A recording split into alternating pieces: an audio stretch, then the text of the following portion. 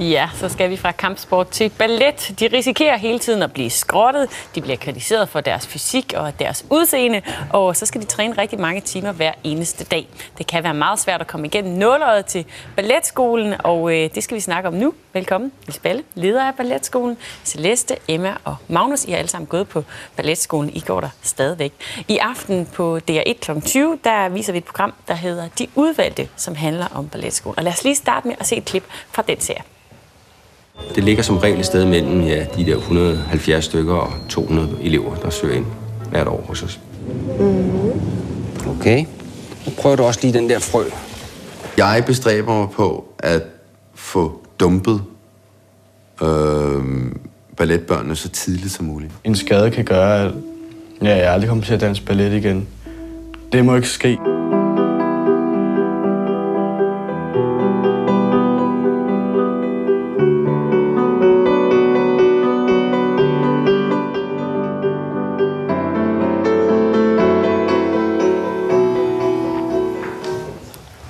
Ja, det var altså bare et lille uddrag fra programmet i aften, og det ser jo utrolig smukt ud, det I laver, men man fornemmer også det pres, I sådan arbejder under. Magnus, hvordan er det at være på balletskolen og være under det pres? Altså, jeg har vendet mig meget til det pres, som man kommer ud for hver dag. Og også nu, hvor jeg er blevet ældre, har jeg også kunnet mærke, at der er kommet mere af det. Men det er ikke noget, det tager mig ikke af. Hvad med jer, Emma og Celeste? I er jo ikke så gamle som Magnus. I har jo selvfølgelig gået der nogle år, men er det noget, I simpelthen også allerede har vendet jer til, at man sådan bliver målt og vejet og kigget på? Ja, altså man vender sig hurtigt til det, men altså, man har ikke så meget pres på i hverdagen. Det er først sådan op til en forestilling eller til en eksamen eller sådan noget. Især eksamen. Ja, især eksamen. Det er virkelig hårdt. Det kan godt være lidt nervepirrende. Ja.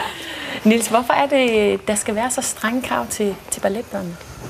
Altså, det kræver det, hvis man har brug for jo at drive en balletskole på højt niveau og lave det, der hedder elitær træning, så bliver man jo nødt til at sætte det op på en spids hele tiden og dygtiggøre sig inden for det fag, som man nu har kastet sig ud i. Og nu er det jo ballet, vi snakker i den her sammenhæng. Så det kræver jo ligesom, at man hele tiden har en udskillelsesproces for ligesom at producere de bedste elever i slutfasen. Hvilke krav er det præcis, børn på balletskolen skal leve op til? Altså, de skal først og fremmest, når de kommer ind ad døren i 6-7 års alderen, så er det jo nogle krav, som hedder noget omkring fysikken, det er noget omkring udstråling, og så er der noget omkring deres musikalitet, som ligesom er grundelementerne, vi kigger på. Og så prøver vi selvfølgelig at udvikle de ting løbende, samtidig med at vi prøver at putte en masse ekstra ting på, som nu begiver sig ud i dansens verden. Det kan jo være netop det der med at udtrykke sig på en scene, det er ret alfa og omega, kan man sige, i forhold til at skulle stå og eksponere sig for mange mennesker. Så det med at have de rette mål, det er ikke nok? Man skal ligesom også der er ret så mange elementer, der skal falde på plads, kan man sige, og også netop det der med, at de skal gerne udvikle sig, som sagt, undervejs. Ja. Det er rigtigt. Celeste, det er jo sådan, at hvert forår, der er der ligesom eksamen, og så risikerer jeg jo egentlig hvert år at blive sorteret fra. Hvordan søren har du det i dagene op til den dag? Altså, vi træner selvfølgelig ekstra hårdt op til eksamen med ballet. Og man kan godt mærke, at vi lægger skemaet meget hårdere, og vi skulle kunne det udenad. Og der er meget større pres. Og når vi kommer der til eksamen den dag, så har vi alle sammen sådan nogle små bamser med, som lykkebamser. Og vi bare... Ja, det er selvfølgelig hårdt, men det er jo gået godt indtil videre. Og Emma, det er jo her til april, den næste eksamen er for jer, som stadigvæk går på skolen. Hvad tænker du, når du sådan tænker på den der? Glæder du dig, eller frygter du det lidt? Eller? Både og. Altså, det bliver selvfølgelig spændende og sådan udfordrende igen, men også sådan ubehageligt på en måde, fordi hvis nu man dumper, så har man et problem.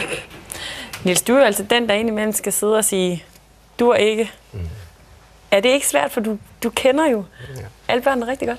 Jo, det er selvfølgelig hårdt, men det er jo også noget, man siger ja til, når man sætter sig i den stilling, som jeg har gjort. Det er klart, at man skal ligesom være ansvarlig over for at finde et niveau hele tiden, som er forsvarligt. Ja.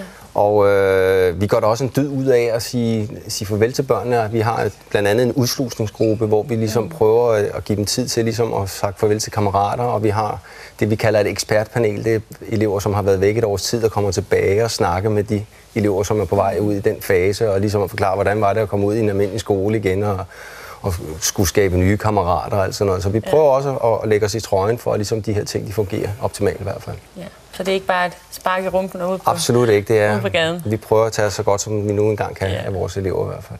Vi kan få et meget større indblik i balletskolen her på DR1 i aften kl. 20. Tak fordi I vil komme herind, og jeg glæder mig i hvert fald til at tænde for fjernsynet lige om lidt. Tak for det. Selv tak.